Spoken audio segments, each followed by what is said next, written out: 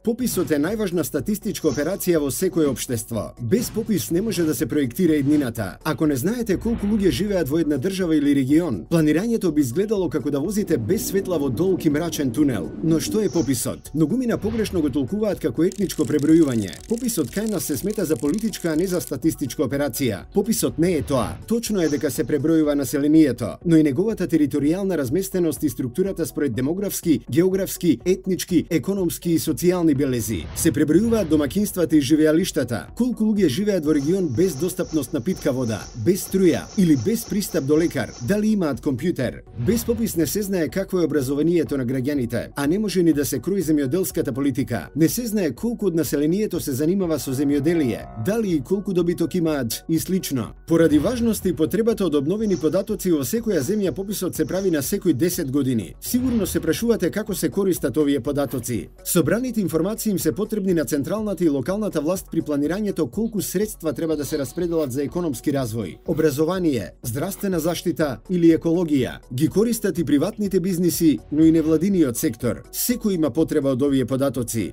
Без овие податоци властите не можат да знаат дали некаде има потреба за уште една болница, училиште или градинка. Без бројот на домаќинства и живеалишта не може ниту да се планира градежниот развој. Не се знае дали изградбата на станови е доволна или прекумерна. Пописот е предуслов и за нормално функционирање на демократијата. Податоците се клучна алатка за реален избирачки список при избори. Без попис можна е манипулација со избирачкиот список. На територијата на Македонија првите попишувања се забележани во 15-тиот век, кога турските власти ги попишувале оние кои плаќале данок и мажите. Првиот современ попис е спроведен во 1921 година, а по Втората светска војна се спроведени 8 пописи. Во 2002 година е спроведен последниот успешен попис во земјава. Во 2011 имаше неуспешен обид за нов попис. Уште додека се носеше законот за попис имаше политички несогласувања во собранието. Пописот таа година заврши неуспешно откако сите членови на комисијата си дадоа оставки. Неуспехот на пописот во 2011 значеше дека земјата мора да ги користи податоците од 2002. Тоа значи дека Македонија веќе 15 години нема извршено попишување на населението. За секоја одлука, од земјоделие па до образование, се носат решенија врз основа на бројките од 2002 година.